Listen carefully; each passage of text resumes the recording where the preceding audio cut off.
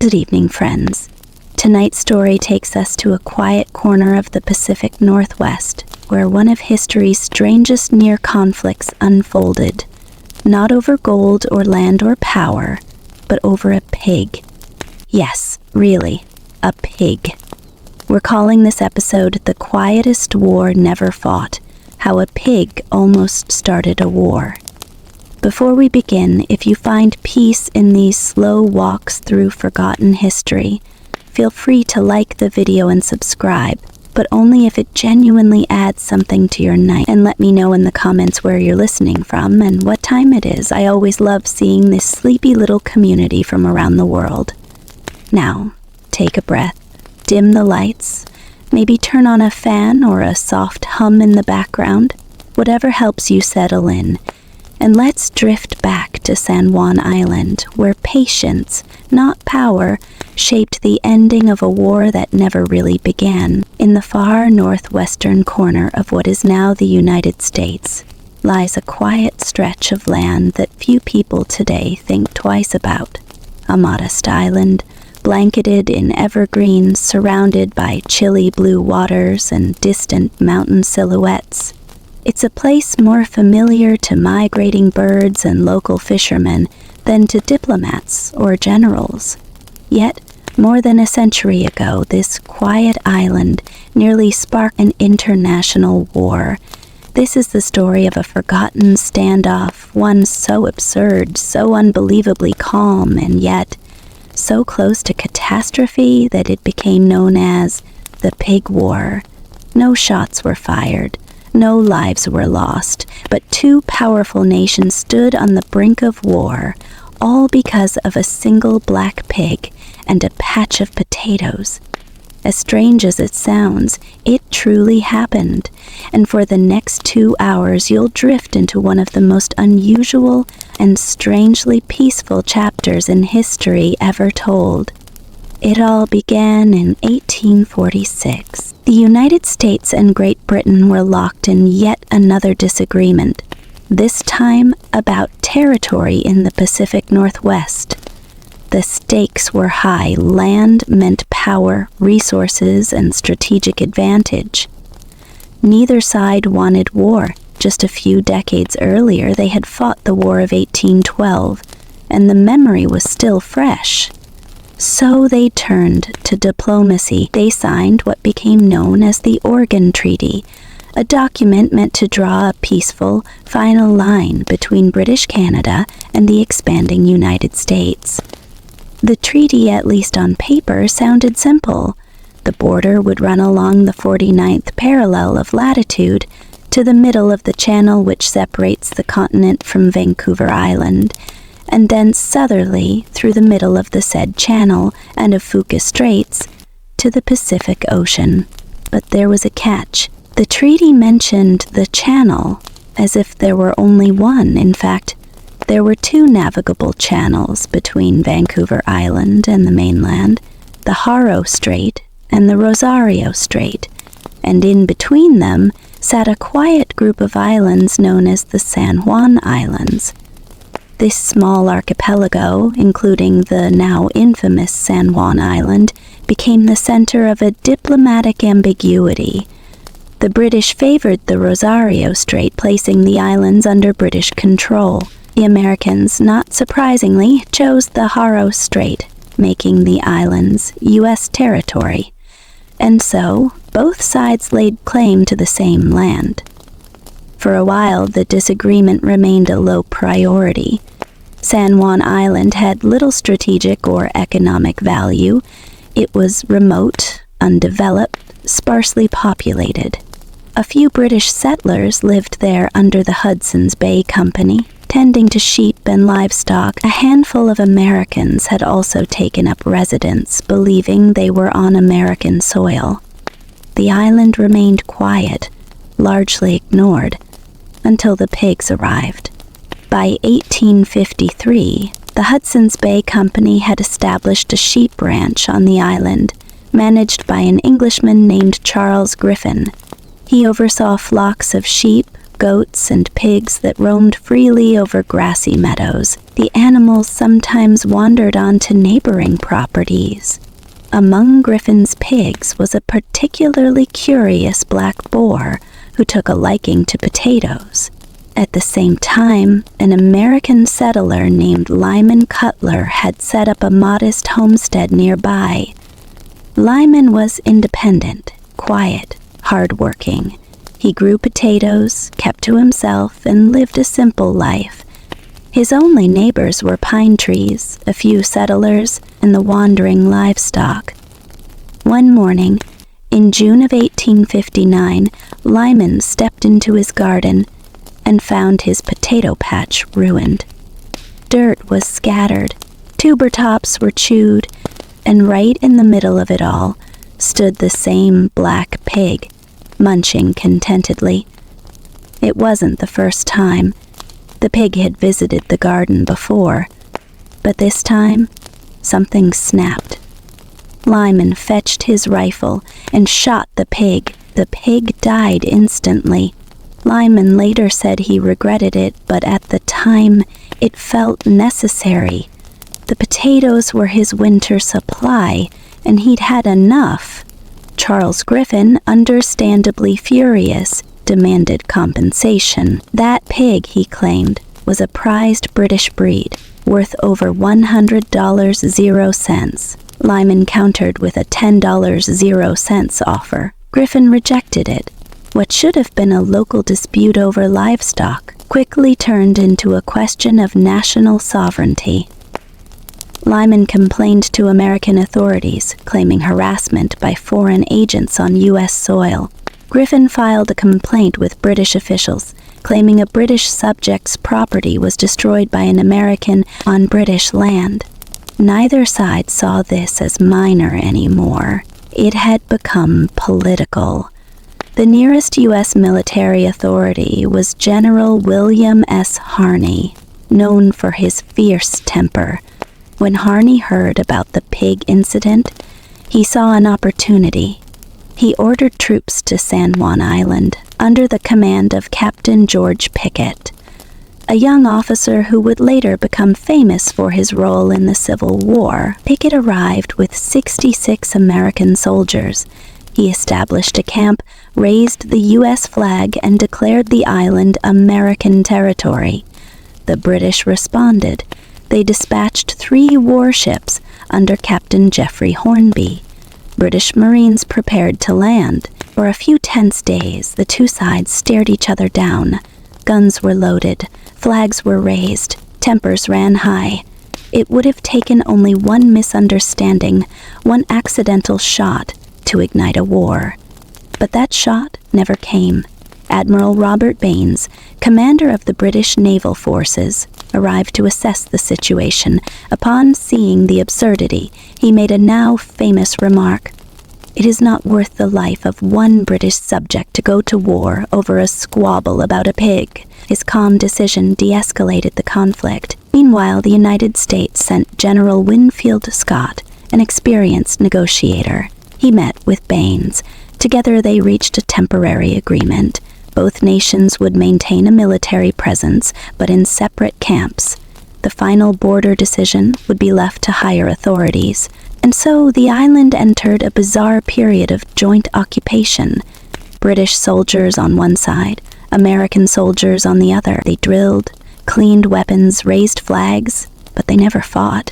Instead, they coexisted, played games, shared meals, celebrated holidays. Over time, the standoff became an accidental peacekeeping mission, and it all began because one pig couldn't resist a potato patch. The sun continued to rise and set over San Juan Island as the months passed, casting golden light through tall pine trees and gently illuminating the hillsides where sheep grazed and tents flapped softly in the coastal breeze.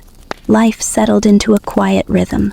Though the world beyond the island's shores bustled with the chaos of politics, expansion, and ambition, here on San Juan, time moved differently, more slowly, more peacefully, as if the land itself had decided that war was simply too loud for its tastes.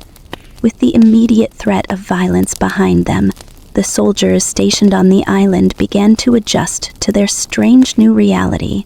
There were no battles to fight, no forts to storm, no enemies to pursue.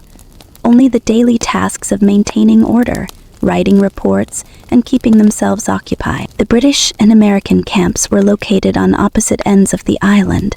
At first, they remained respectfully distant. British Marines, dressed in red and carrying polished rifles, performed their drills in silence. American infantrymen, clad in blue, did the same on their side. But over time, curiosity gave way to cautious interaction. And then, to something resembling camaraderie, they began to nod at each other when paths crossed, and they began to talk, and then they began to socialize. A cricket match was arranged one afternoon by the British. The Americans, unfamiliar with the rules, participated anyway, laughing at their own confusion. Later, the Americans organized a baseball game, inviting their red-coated counterparts to join. Neither game was played particularly well, but both were thoroughly enjoyed. Joint dinners followed, then shared holidays. Soldiers exchanged tobacco, coffee, and stories from home. Some even shared letters and photographs. One American lieutenant kept a journal in which he recorded, with amusement, how the British Marines brewed their tea every morning with ceremonial precision, rain or shine. A British corporal, meanwhile, wrote to his sister in London describing the Americans as rough in speech but fair in heart. The commanders, too, recognized the peculiarity of their assignment. Major Harvey of the British Royal Marines and Captain Pickett of the U.S. Army saw no reason to foster hostility. Instead, they coordinated patrol routes to avoid confusion and met occasionally to discuss matters of supplies, boundaries, and protocol. Their meetings were formal but friendly. Despite the civility, there was still a quiet tension beneath the surface. The border remained unresolved, and while life on the island was calm, the larger question of sovereignty loomed.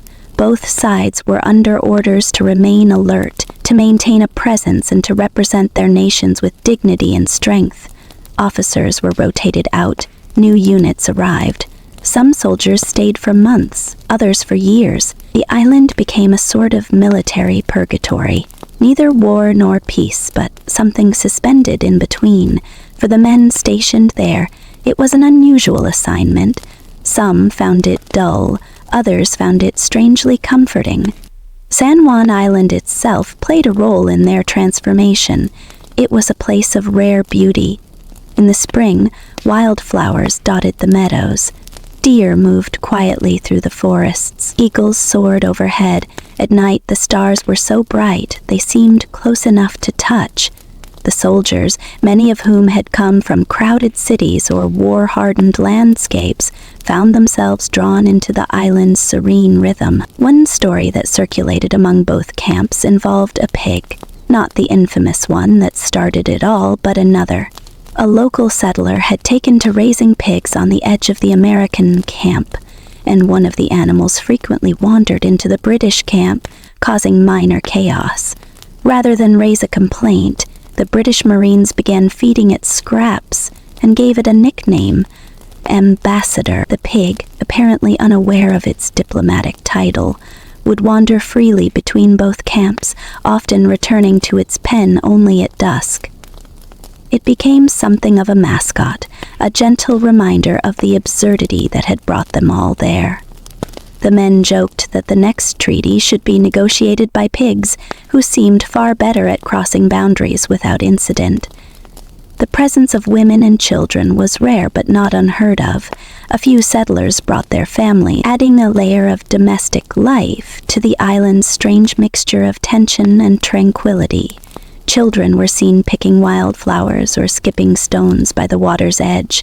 Some of the soldiers would carve small wooden toys and hand them out, remembering their own siblings or sons and daughters left far behind. Occasionally, visiting officials from the mainland would arrive to inspect the camps or deliver news from Washington or London. These visits brought a temporary burst of activity. Tents cleaned, uniforms straightened, drills performed with sharper precision. But once the ships departed, life returned to its slow and sleepy pace.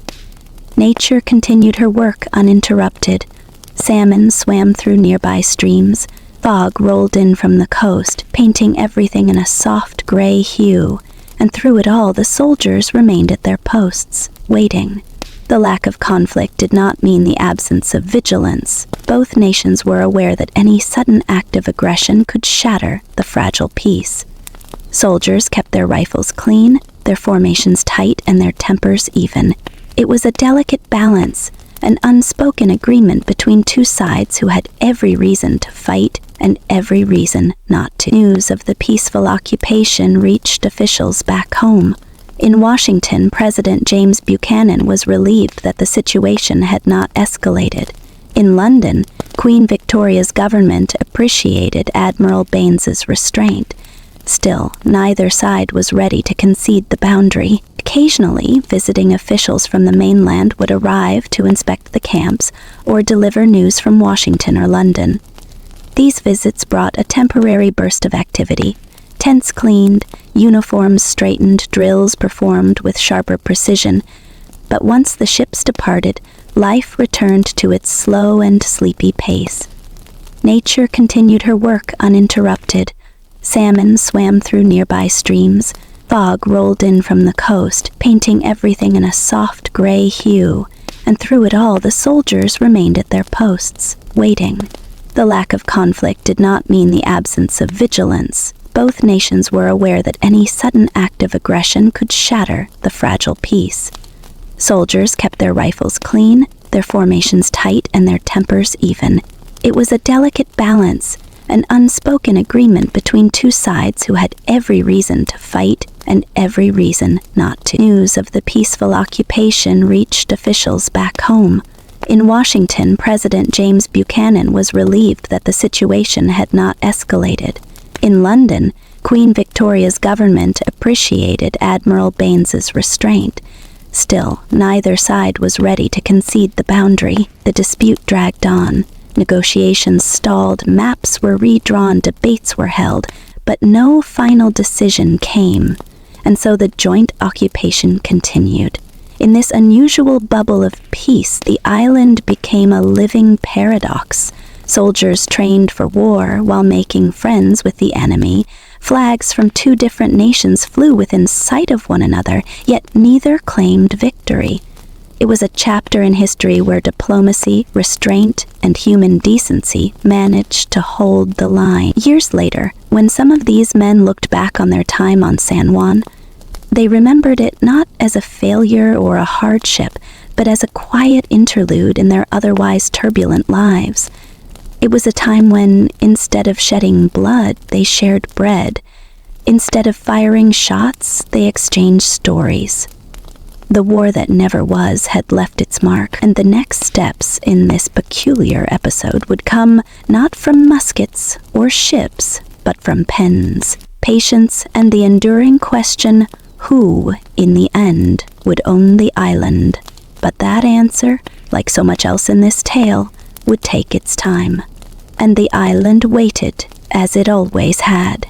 Instead, as the years continued to unfold gently across San Juan Island, the joint occupation settled into a pattern so steady and serene that many who lived through it would later describe it not as a military deployment, but as a quiet chapter of personal reflection. What had once begun with uncertainty and international tension had softened into something strangely human, a kind of military coexistence rarely seen in the annals of history. The two camps, separated by miles of green meadows and winding woodland paths, continued to function under their respective commands, but with an increasing sense of mutual understanding. At times it felt more like a rural neighborhood divided by uniforms than a line of potential combatants. Each side maintained its routines, wrote its reports, and drilled its men. But the drama of confrontation had long since given way to the rhythms of peace. Many of the soldiers had come to the island young, barely men, and found themselves growing up among the mists and fir trees. Their letters home, once filled with anticipation of action or anxiety about escalation, gradually took on a softer tone.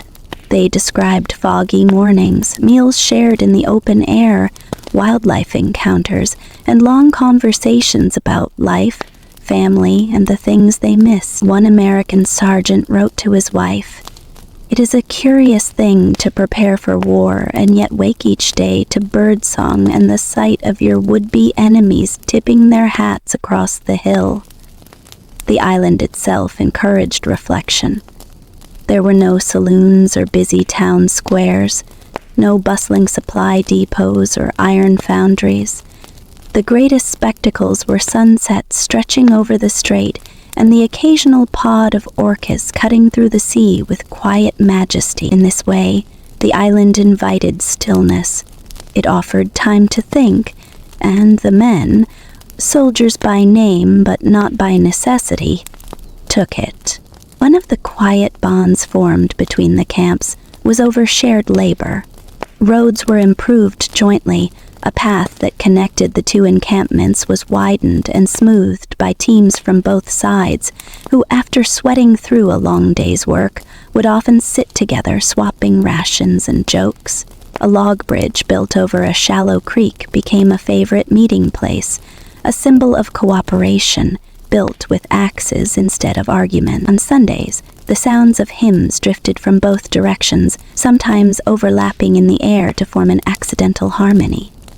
Soldiers who once expected to hear cannon fire instead found themselves humming tunes heard across the breeze, melodies familiar and foreign at once. The local flora and fauna, once ignored or overlooked in the early tension, became subjects of fascination. British officers began cataloging native plants. American privates carved walking sticks from driftwood and learned to identify bird calls. One soldier even kept a detailed journal of daily temperature and cloud formations, claiming he planned to become a teacher once his service was done. Occasionally, disputes still arose. A patrol might wander too far, a fence might be moved without clear agreement, but such misunderstandings were settled quickly and respectfully, often with a shared meal or a diplomatic exchange between captains. No shots were ever fired, no threats were issued. It was a war in name only. Visitors from the mainland often found the scene remarkable.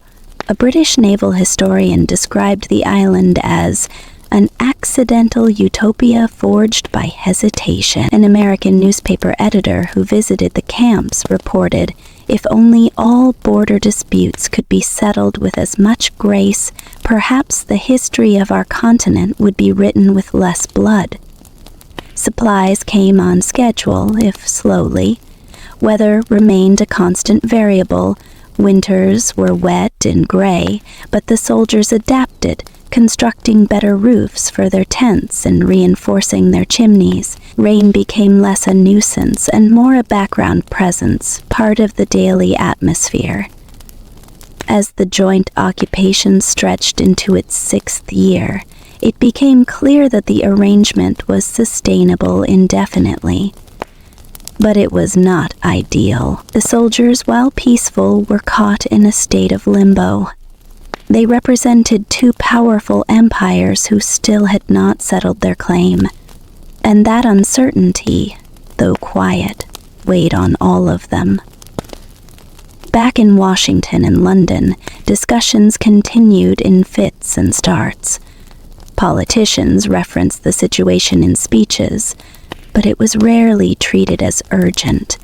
Other matters, elections, trade, expansions, took precedence. San Juan Island became a diplomatic afterthought, a placeholder in a geopolitical puzzle that no one had yet solved. And still, the island waited, and the men waited with it. Amid this long pause, new traditions formed. The British began holding a formal tea service each Friday afternoon, inviting American officers on occasion. The Americans responded with Sunday evening bonfires, where music and storytelling became standard. Each side sent scouts and surveyors out into the island's wilder terrain, mapping forests, measuring elevation, noting wildlife patterns. A kind of informal collaboration emerged, unofficial, unspoken, but real. Every now and then, an officer would be reassigned. One soldier, writing to a friend after his transfer, confessed that he missed San Juan deeply, calling it the quietest corner of the world, where even the uniforms seemed to sigh instead of shout. There were whispers of the absurdity of the entire situation back home. Newspapers occasionally poked fun at the war fought with teacups, or published cartoons of soldiers sharing umbrellas instead of bullets. But those who lived it knew that the real story wasn't comedy. It was rare proof that even the most tangled disputes could be met with patience. The pig that started it all had long since faded from memory, but its legacy remained, not in violence, but in a curious peace that seemed to have a life of its own. The civilians who lived nearby, the settlers, the ranchers, the few families that dotted the hills, benefited most from the unlikely truce. Trade improved, roads were safer, disputes over land and livestock were settled with calm instead of confrontation. Even marriages occurred between British settlers and Americans, further blending the boundaries in a way no treaty ever could. Children born on the island during this time grew up seeing two flags, two sets of uniforms, and yet no hatred. They learned that peace was possible even when nations disagreed, and they carried that lesson with them into adulthood. In time, San Juan became more than just a disputed territory. It became a model, however small, of cooperation in uncertainty, a breathing, living example of what restraint could look like, not just from leaders, but from ordinary people in extraordinary circumstances. Years into the occupation, as the 1,860s unfolded with conflict elsewhere, most notably the American Civil War, San Juan Island remained untouched. While brother fought brother on distant battlefields, the men on San Juan sharpened tools instead of swords. They built shelters, not trenches. And they waited. The irony was not lost on them. American soldiers heard of battles like Antietam and Gettysburg with heavy hearts, knowing that while their country tore itself apart, they had managed to build small bridges with their supposed enemies. Letters from home carried stories of division and violence, but the island remained calm, isolated from the storm. It was both a comfort and a sorrow to the men, comfort in their safety, sorrow in their helplessness. British soldiers, too, watched the events of the American Civil War with solemn interest. They had no orders to interfere, but they followed the news, knowing that any change in American leadership or political vision could shift the delicate balance on the island. Still, life went on. Gardens were planted, repairs were made, logs were chopped, and the seasons turned. Some of the men even began writing poetry. One small collection, later published by a former corporal, included lines that read, "Two flags upon a windless hill, / two camps that never charged or killed, / a war declared but not pursued, / where peace, not blood, our fears subdued." And though the politics had not yet provided answers, the people of San Juan Island had found something more enduring, a way to live side by side. The question of ownership still loomed, and eventually a decision would have to be made, but for now, the story remained suspended in its most delicate chapter, a time when war had been paused, when soldiers had become neighbors, and when the echoes of gunfire had been replaced by the soft rustling of trees and the distant call of seabirds. And so, with uniforms pressed and rifles polished but rarely touched, the men of San Juan waited, not with dread, not with malice, but with a quiet hope that the peace they had lived might one day be chosen elsewhere, by others, in places far less fortunate. Because once, on a foggy island few had heard of, the world came close to war, and instead, it chose something else. As the 10th year of joint occupation began on San Juan Island, the island's unique role in history had become something of a quiet legend among the few who knew of it, a place where a war never started, a place where soldiers aged into men and diplomats aged into ghosts, their decisions always just a little too late, their memos arriving months after they were needed. It was the mid-1860s, and the world beyond the island was shifting dramatically. The United States had just emerged from the Civil War, deeply scarred and exhausted. Britain, watching carefully from across the Atlantic, had observed the conflict with diplomatic detachment, concerned but cautious. Across the Pacific, new colonies and powers were forming. The world was changing. And still, San Juan Island waited. The men who now inhabited the camps were mostly new. Few remained from the early days of the pig dispute. Those who had built the first cabins, who'd watched the pig cross the fence, who'd received that first order from a startled commander, had long since returned to civilian life or been called to service elsewhere. In their place were young officers who knew the story but not the tension, and new privates who found it hard to believe a war had nearly begun over livestock. Yet the atmosphere of calm continued. If anything, it had deepened. The routines were now second nature. British Marines and American infantry marched under their own flags, but shared the same trails. Officers from both sides knew each other by name. The unofficial customs, shared bonfires, tea invitations, the occasional sporting match, were now as much a part of the island as the deer paths and pine groves. On one occasion, an American officer named Lieutenant Bradley organized a harvest celebration at the edge of his camp. He invited the British to attend. Tables were set with modest fare, baked squash, smoked fish, flatbread, and the island's wild berries, carefully gathered in woven baskets. A fiddler played music. There were toasts to peace. Laughter drifted through the air, mixing with the scent of wood smoke and the salty sea. When one British officer gave a toast, he raised his cup and said, "To the pig that knew not the size of its role in history." The men chuckled, not unkindly. The war that hadn't happened had become something they both honored and joked about. The island's few civilian families continued to benefit from the unusual peace. Trade routes remained open. Farmers found markets on both sides. Children born during the occupation had grown into adolescence, their earliest memories shaped by two coexisting military presences who never once frightened them. For them, the sight of two flags was simply normal. Back in Washington, D.C. and London, however, the question still lingered. Who owned the island? Who had jurisdiction? Maps still shaded the area differently depending on the publisher.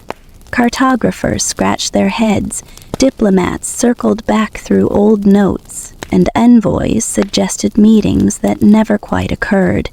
The delay was in part strategic. Both governments had other concerns. For the Americans, Reconstruction and the healing of a fractured nation came first. For the British, watching over a sprawling empire meant allocating resources elsewhere. The island remained a question without an answer. Still, pressure began to build.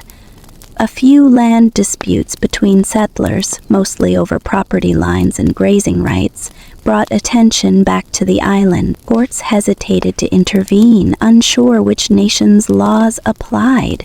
Surveyors were sent. Reports were drafted. and eventually both sides agreed that the situation could not be left in limbo forever.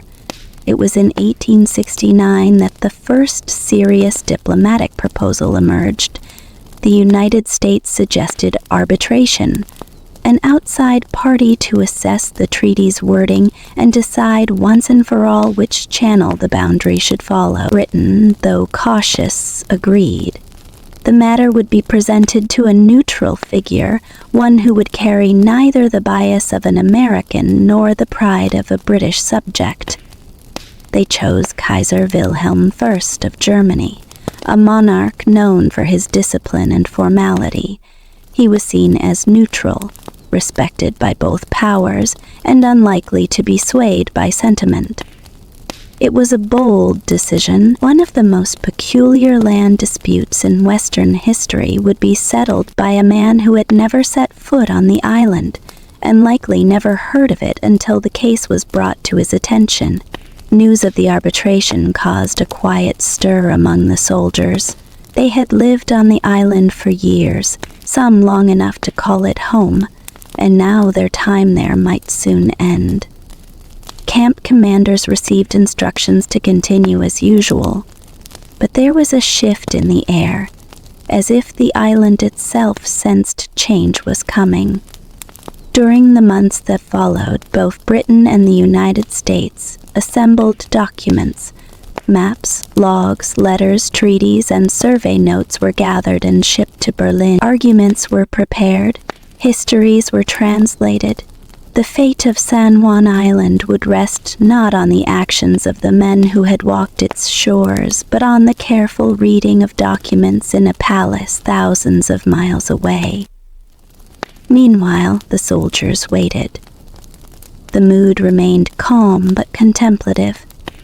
As always, the island provided space for thinking. Some men took up sketching the landscape. Watercolors of bluffs and forests and sunrises over the water. Others wrote memoirs or diaries, and some simply walked. They wandered the paths they had known for years, trying to imagine what the island would become when the verdict came. One particularly rainy afternoon, a group of British Marines and American infantrymen took shelter together in an old wooden barn near the southern tip of the island. With the fire crackling and the rain tapping softly on the roof, they passed the time by telling stories, not of war, but of home, of family, of the jobs they hoped to return to.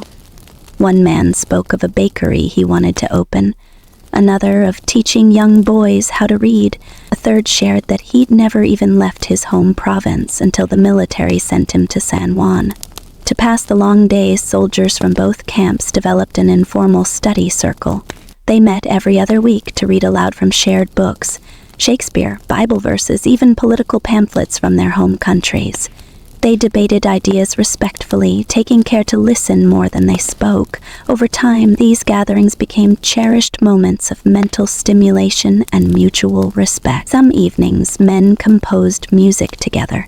A British bugler and an American harmonica player began improvising duets. Eventually, others joined in with makeshift percussion using pots and boots. The island, always so quiet, occasionally echoed with songs that belonged to no one and everyone at once. Another tradition began among a small group of officers: historical lectures. Once a month, someone would research a curious event from either British or American history and share it with the others. Topics ranged from obscure medieval customs to frontier legal battles. It became both a form of entertainment and a reminder that even the oddest conflicts, like their own, were part of a larger human story. There was even a time when both camps agreed to stage a play, a Shakespearean comedy performed under lantern light. Uniforms were set aside for costumes, and laughter rang out as serious men stumbled through scenes of mistaken identity and stolen kisses. The absurdity of war faded for a few precious nights, replaced by shared creativity. The joint occupation continued while the arbitration unfolded in Germany. The documents sent were extensive. The legal language was complex. Interpretations of the treaty's original intent were debated by lawyers and advisors. Which channel had the drafters meant? Haro or Rosario? How should middle of the channel be defined? What precedent existed? The soldiers on San Juan heard little of the debate's progress. Weeks passed, then months, and still they waited. They continued their routines. Gardens were planted again in the spring. Repairs were made to camp structures, and the two flags kept flying. But now, the friendship between camps held a quieter note, one tinged with a sense of impermanence. The island might soon belong to one side alone, and that was the strange heart of it. Neither side wanted to lose the island, but neither wanted to lose the peace even more. The commander of the American camp, now a seasoned colonel, confided in his journal that he hoped the final decision, whatever it might be, would not undo the years of cooperation. "We have proven something here," he wrote, "that discipline need not breed hatred, that war is not the only outcome of disagreement." His British counterpart, writing in a letter to his superior, echoed the sentiment. "It would be a diplomatic shame to sully this chapter with posturing. If only every contested border could witness such restraint." As the decision neared, some men began crafting farewell tokens. A British blacksmith forged a small iron sculpture of the island's outline, giving it to his American counterpart as a gesture of respect. An American carpenter carved a wooden clock, its face featuring both flags, and gifted it to the British commander. These mementos were never ordered, never expected, only offered from a place of mutual admiration. The final ruling had not yet arrived, but its weight was already felt. As the chapter closed on another year, the island stood still once more. The waters lapped quietly at its shores, the forest remained dense and green, and on its grassy fields, two camps continued their watch, not for signs of battle, but for a decision that would mark the end of an era unlike any other in the history of peacekeeping. And still, the men waited, knowing they were part of something larger than themselves, something defined not by victory or defeat, but by the simple, profound power of choosing patience over pride. The wind swept gently across the grasslands of San Juan Island, carrying with it the salty scent of the sea and the sounds of daily life from both military camps. Another year had passed since the first flag had been raised, and though little had changed on the surface, the world beyond the island was beginning to stir again. In the fall of 1869, both British and American governments, wearied by the ongoing ambiguity, took steps to resolve the lingering boundary dispute. What had begun as a minor misunderstanding over livestock had now become a protracted symbol of two empires' cautious respect for each other. The Pig War, as it had come to be known, somewhat jokingly, somewhat seriously, had remained bloodless but unresolved. At the heart of the delay was the Oregon Treaty of 1846, which had set the boundary between British and American territories at the middle of the channel which separates the continent from Vancouver Island. But that vague wording had created decades of confusion. Which channel? The Haro or the Rosario? The treaty's authors had assumed clarity, but those living on the land knew better.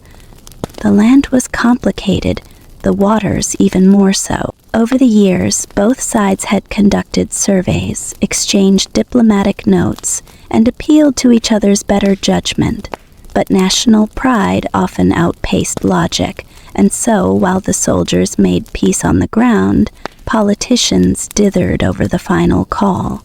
But now, finally, there was movement. On October 21, 1870, the United States formally proposed that the matter be submitted to arbitration. The British agreed, and both sides resolved to present their arguments to a neutral third party.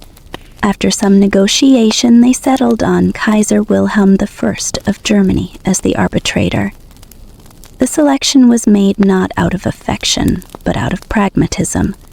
Wilhelm was respected, removed from the dispute, and possessed of a bureaucratic sensibility that suggested he would take the matter seriously.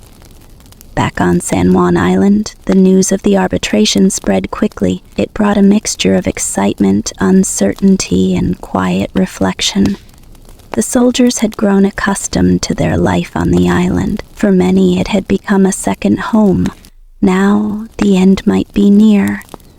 American and British commanders each called meetings with their men to explain the situation. They reassured them that nothing would change immediately, that the camps would remain, the routines would continue, but there was an air of inevitability now, a shared sense that the long wait was approaching its conclusion. The men responded in different ways. Some grew anxious, worrying about what would come next. Others felt hopeful, believing that the end of the dispute would bring clarity and pride to their service. And still others, especially those who had been on the island for years, felt something closer to sadness. Peaceful though it was, San Juan had been their world.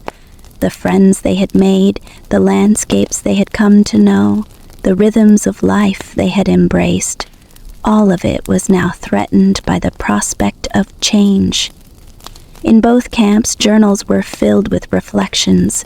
Some wrote of their fears, others of their memories. One British corporal wrote, "We have lived in history without realizing it. Only now, as the end nears, do I see what it meant." An American lieutenant penned, "If we must leave, may it be with grace and without bitterness." The months that followed were marked by a flurry of preparation. Documents were gathered, maps copied, statements translated. Official records were bound and sent across the ocean.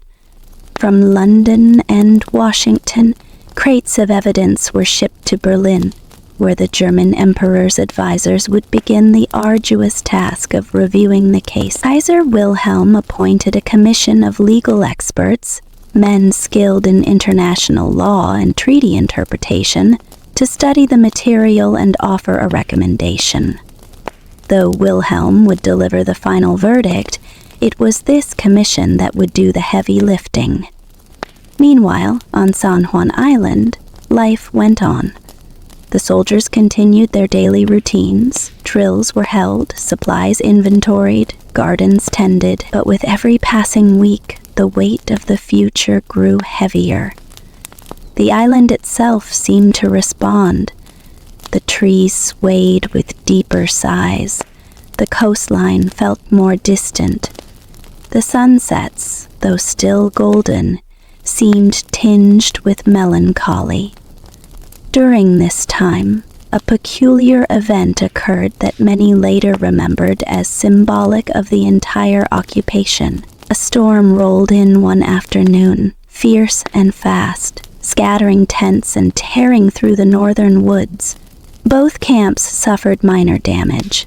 No one was seriously hurt, but several storage sheds were blown apart and a section of fencing collapsed. In the aftermath, soldiers from both sides emerged to assess the damage. Without waiting for orders, they began helping each other. British Marines carried American supplies back to shelter. American engineers helped rebuild a section of the British barracks. Tools were shared. Rations were exchanged. For 3 days, the camps worked side by side to repair the damage. It was not a remarkable feat, but it was a revealing one. There were no speeches, no flags raised, no songs sung, just the quiet, steady work of men who had chosen cooperation over conflict. When the last nail was hammered and the final tarp secured, they shook hands and returned to their posts. Back in Berlin, the arbitration process continued. The British argument was rooted in historical claims and older maps that showed the boundary favoring the Rosario Strait. The Americans, on the other hand, cited more recent surveys and the practical implications of the Haro Strait boundary. which placed San Juan Island within U.S. territory.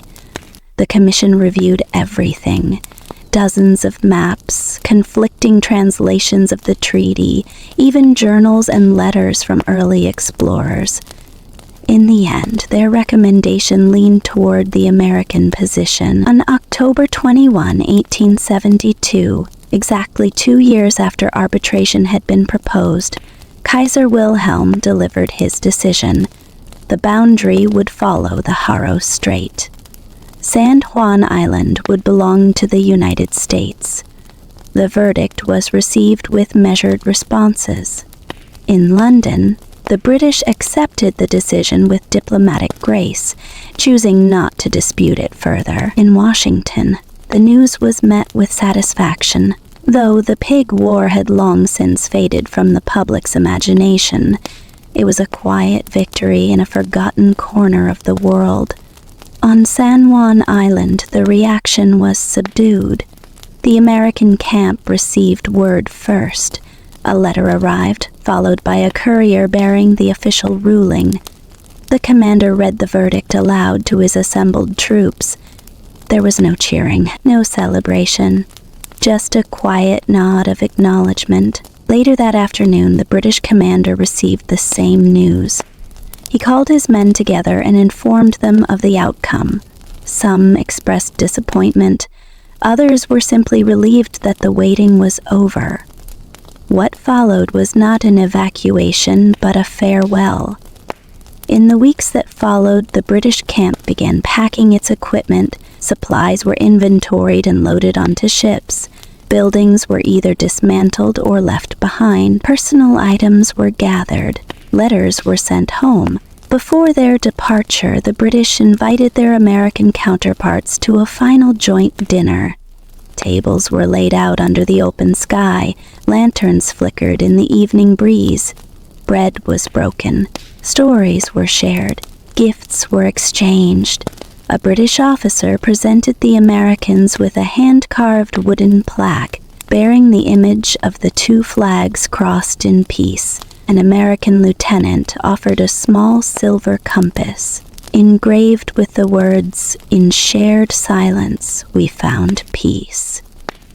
When the British finally boarded their ships and set sail from San Juan Island, the Americans stood at attention, hats removed, as their former companions disappeared over the horizon. The joint occupation of San Juan Island had lasted 13 years.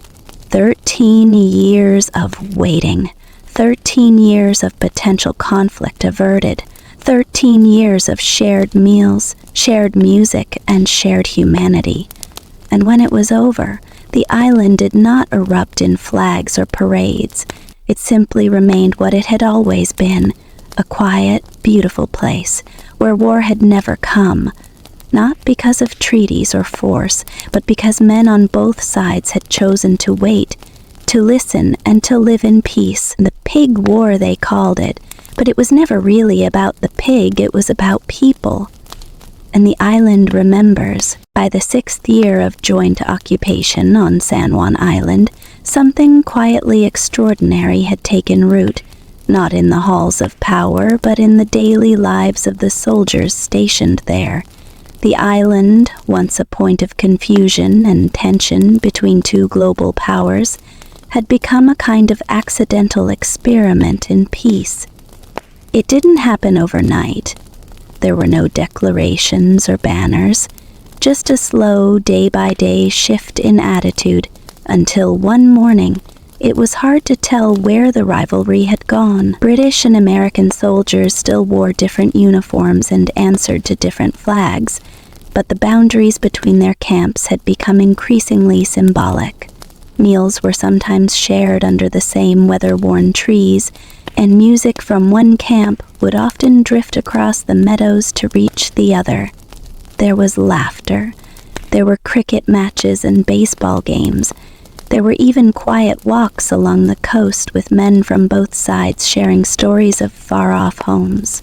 It was 1870. Elsewhere, the world was brimming with noise. Washington, D.C. was mired in reconstruction, stitching a broken republic back together after Civil War.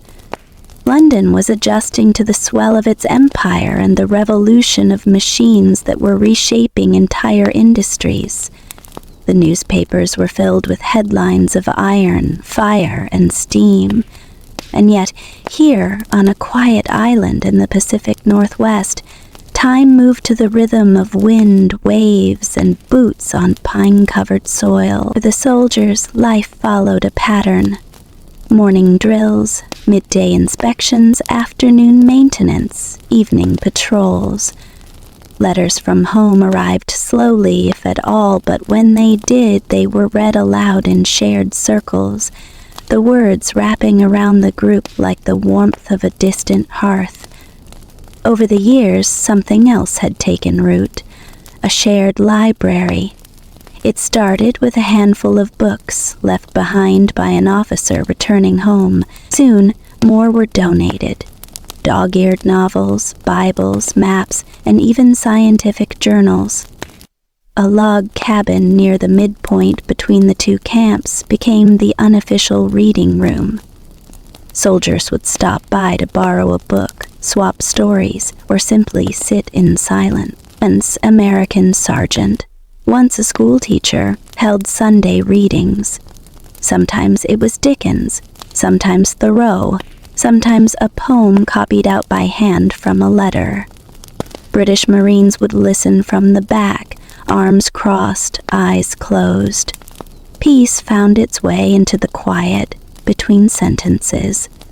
The men had not forgotten the origins of their presence, the pig, the treaties, the vague language of the Oregon boundary agreement, but those things had begun to fade into abstraction.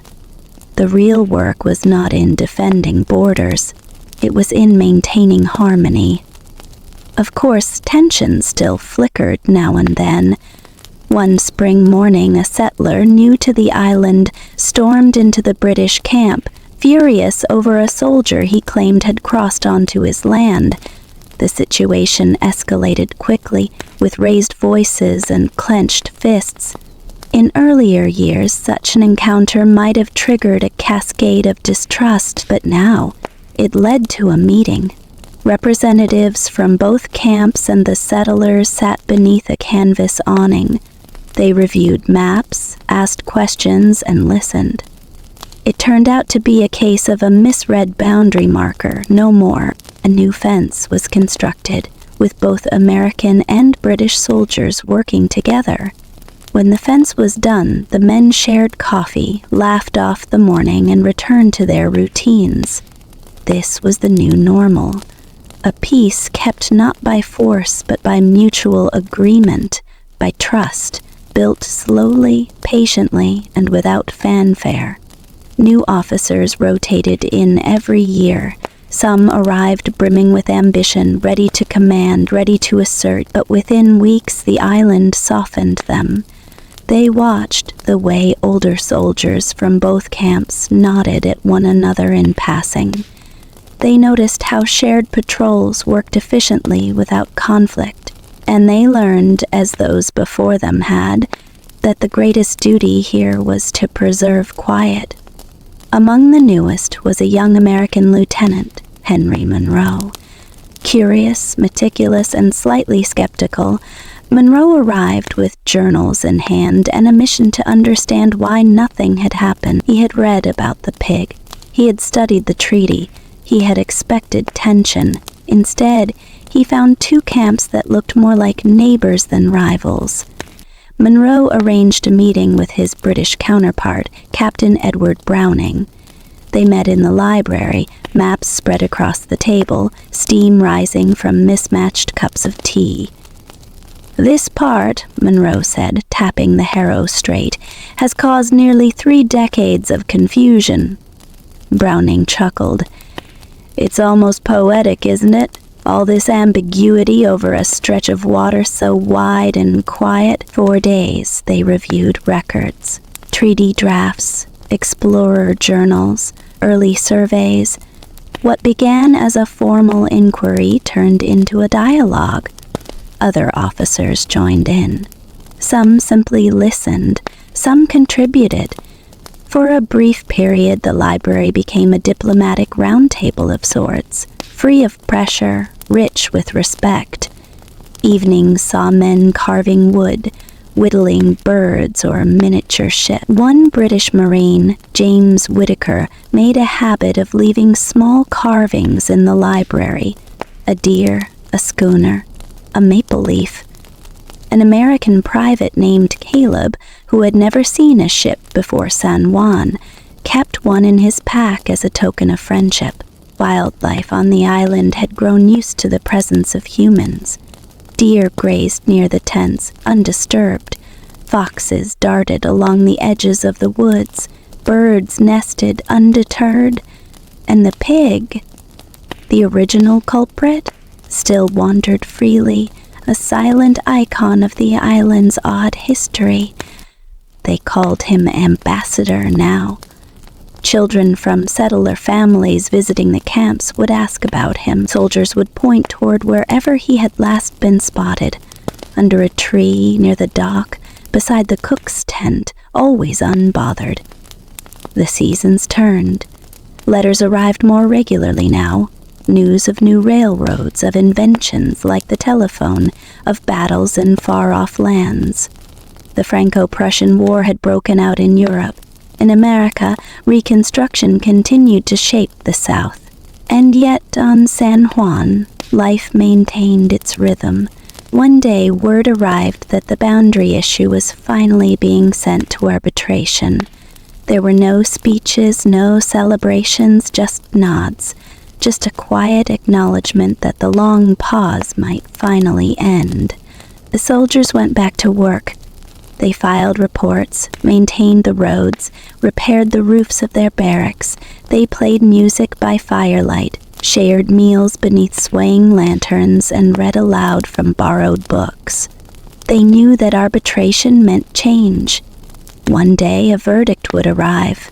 One camp would stay, one would go, and yet there was no resentment, no preparation for war. Just a hope that whatever happened, the peace would be remembered. Toward the end of that year, a British officer organized a cricket match and invited the Americans to form a team. They played on a field just north of the shared library. The match was long, filled with laughter, and paused frequently for snacks. When it ended in a draw, both teams cheered. A photo was taken. One of the few ever captured on the island. In it, British and American soldiers stand together, muddy, sunburned, and smiling. Behind them the trees rise. Above them clouds drift. In their hands, they hold not weapons, but bats and balls. It wasn't just a game, it was a document of peace.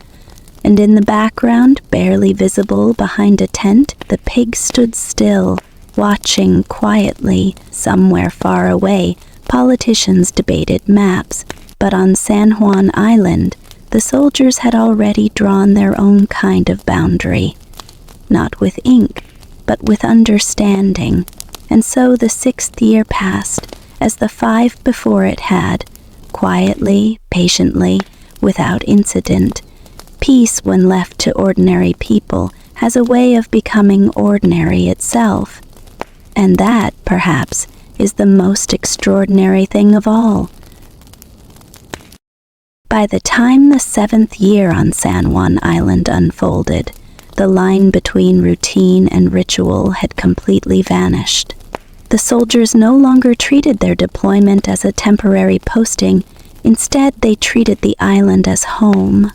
What had once been a theater of potential conflict was now a peculiar sanctuary, where flags still waved and drills still echoed across the fields, but without the shadow of war. If anything, San Juan had become a monument to waiting, a quiet place suspended between decisions. As the days turned into seasons, the peace on the island deepened. Patrols were walked not in tension, but in quiet reflection. The morning trumpet still sounded, but often as a signal to begin tasks of maintenance, gardening, or carpentry. Soldiers mended fences, cleared pathways, and trimmed the grass around the shared cemetery. The graves there belonged to men of both camps who had died from illness or age, not violence. They were honored with joint ceremonies, each bearing a wooden marker, flowers, and sometimes a letter or token left behind by a comrade. At the northern edge of the island, an observation post overlooked the water. Once a strategic point of concern, it was now more of a lookout for incoming supply ships and passing whales. One British Marine had taken up painting and often climbed the ridge to sketch the view.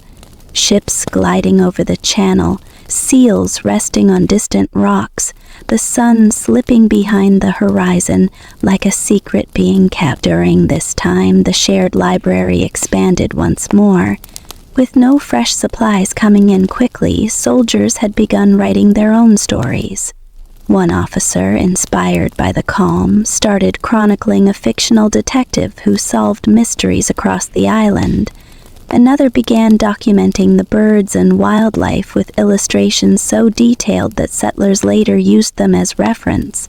A British corporal and an American sergeant co-wrote a guide titled How Not to Start a War, filled with tongue-in-cheek advice like, Step 1. Talk to your neighbor before drawing your sword. The book was passed around until its pages became worn and its cover brittle. But the message endured. Despite the calm, there were still formalities. Reports continued to flow from the camps to their respective governments. Most were routine. Some included detailed maps, observations of seasonal changes, or population estimates of the deer herd. Occasionally, a visiting officer would arrive, sent to verify readiness or review the camps, and would inevitably leave puzzled by the lack of military friction. That same year, 1871, news finally reached the island that the arbitration process had formally begun. Kaiser Wilhelm I of Germany, the agreed-upon arbitrator, had accepted the role and appointed a commission of legal scholars and diplomats to examine the evidence. For the first time in years, the soldiers felt that the long pause might be drawing to a close. The arbitration was not without its complications. The treaty that had started the confusion, the 1846 Oregon Treaty, remained frustratingly vague. The wording, which referred to the boundary following the middle of the channel, had proven open to interpretation. The Americans favored the Haro Strait. The British leaned toward the Rosario Strait. Both had maps, both had explorers' journals, and both were convinced of their claim. On the island, however, that debate was now mostly academic. The men who lived there no longer defined themselves by their side of the argument. Their identities were shaped more by the rhythm of island life than by distant cartographic disagreements. Still, the upcoming decision cast a long shadow. It meant change. One camp would remain, the other would leave. And though there was no bitterness, there was sat in preparation. Both camps began to preserve their stories. Journals were copied, group photographs were taken. Even the shared library was catalogued, with a plan to divide the books if necessary. There was no anger, just the quiet reverence that comes with the knowledge that something rare and beautiful is coming to an end. The American camp hosted a summer celebration that year, a picnic on the southern slope overlooking the bay. They invited the British to join. A stage was set up for music. Blankets were laid out, soldiers wore their dress uniforms, and settlers brought homemade pies and stew. During the celebration, an American fiddler and a British flutist played together. Children danced barefoot in the grass. One soldier read a poem about the island, calling it a borrowed corner of heaven between the nations. When the music stopped and the sun dipped low, both camps stood in silence and watched the horizon together. A few days later, a young British Marine asked to be baptized in the American chapel, having grown close to one of the chaplains. The service was simple: water drawn from the island spring, a prayer offered under the open sky. Soldiers from both sides attended, heads bowed. It was not an act of allegiance, but one of belonging. That autumn, a message arrived from Berlin. The Arbitration Commission had completed its review. Kaiser Wilhelm would soon deliver his final verdict. The camps received the news with quiet dignity. There was no panic, no rumors, just a heightened attentiveness, a sense that the stillness might finally be broken. In the weeks that followed, the men kept to their duties. More time was spent recording stories. Sketches of the island were made. One officer compiled a full list of every tree species on the island. Another began writing a farewell letter addressed to the island itself. One night, under a sky full of stars, a group of soldiers from both camps gathered around a bonfire near the shared cemetery. No formal purpose, just a chance to sit in the company of those who had shared the quietest war never fought. They shared stories, laughed, sang songs in mixed accents, and as the fire dwindled, they fell into silence, not from sadness, but from a mutual recognition of what they had built. Peace not maintained by politics or treaties, but by choice, by effort, by shared meals, shared chores, and shared humanity. When the night ended, each soldier returned to his tent, knowing that this chapter in history was coming to a close. And still the pig wandered, still the waves came in, still the trees whispered. The island, unchanged by declarations or treaties, waited, and the men, with all the calm they had learned, waited with it. The morning the verdict arrived on San Juan Island, the sky was overcast. Not in a gloomy way, but with a calm grayness that seemed appropriate, like the island itself was holding its breath. A U.S. Navy ship appeared on the horizon first, followed a few hours later by a British vessel. Both brought official dispatches sealed and signed, with the final decision of the boundary dispute. The soldiers had known this moment would come for weeks. Whispers had drifted through the camps that the arbitration process was nearly complete. And now, finally, the waiting was over. Kaiser Wilhelm I of Germany had ruled in favor of the United States. The boundary would follow the Harrow Strait. San Juan Island would remain American territory. The British government accepted the decision peacefully. There would be no protest, no appeal, no resistance. The American commander called his men together and read the ruling aloud in the central square of the camp. His voice was steady, his expression measured. There was no cheering, no saluting, just a quiet nod from the men who had waited so long. It was not a victory speech, it was a closing statement. A few hours later, in the British camp, the same thing happened. The news was delivered with dignity. The Union Jack would soon be lowered. The men were to begin preparations to leave within a matter of weeks. No one cried out. No one protested. They simply listened. The next day, the joint flagpole that had stood near the center of the island for over a decade was adorned with both flags, Union Jack and Stars and Stripes, flying side by side for the last time. Around it, soldiers from both camps gathered.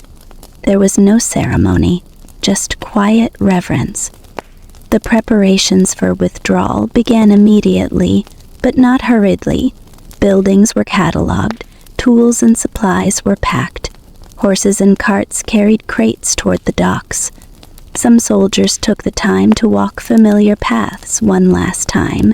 The trail past the wild berry bushes, the quiet cove where sea otters played, the grassy slope that caught the last of the evening sun. The shared library was carefully divided. Each side took half, though a few books were gifted across the line. The fictional detective novel co-written by 2 officers was left behind, tucked between the rafters of the library's wall, a secret offering to the future. As the day of departure neared, the American camp organized a farewell dinner. Tables were laid out under the open sky. Lanterns swayed gently in the breeze. Bread was broken. Stories were told. Gifts were exchanged. Tokens carved from driftwood. Sketches of the landscape. Letters of thanks. One British officer stood and raised a glass. "To 13 years of peace," he said. "Not because we were told to, but because we chose to." The toast was answered in silence, not from lack of emotion, but because words could not quite carry the weight of what had been shared. When the day of the final departure came, the American soldiers lined the bluff overlooking the water.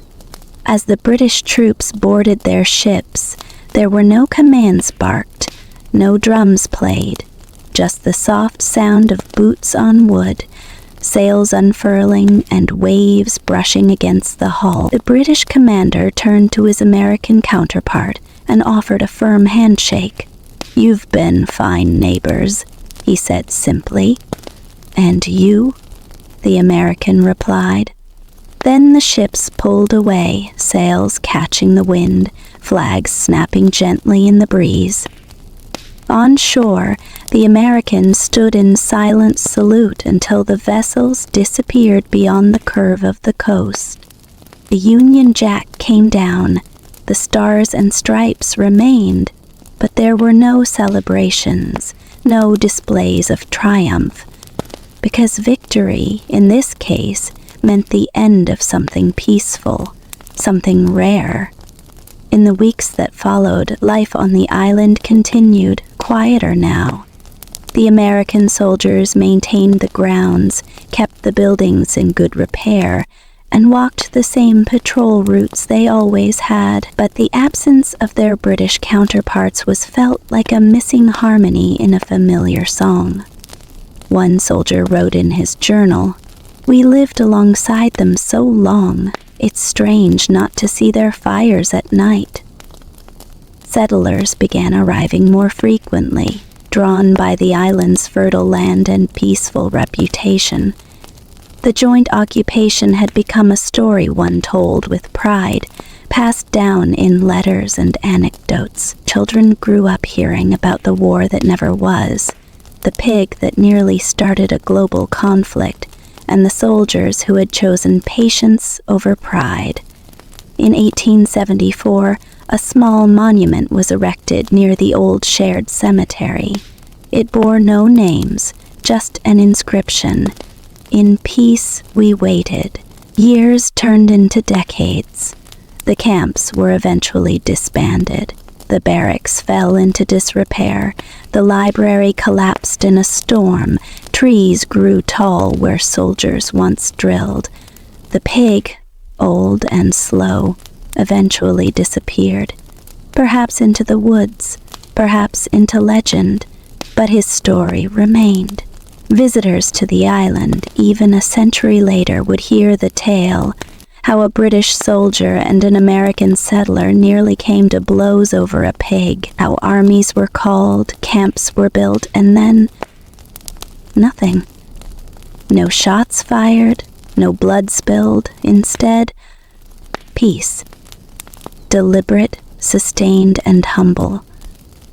What history remembers as the Pig War was, in truth, a story about restraint, a story about how, when left to their own devices, ordinary people can choose patience, can choose cooperation, can choose to wait, even when their leaders aren't sure what comes next. And so the story of San Juan Island became more than a footnote. It became a quiet lesson, that peace does not always come from treaties or victories, but from daily acts of understanding, from shared meals, quiet conversations, and the decision made again and again not to fight.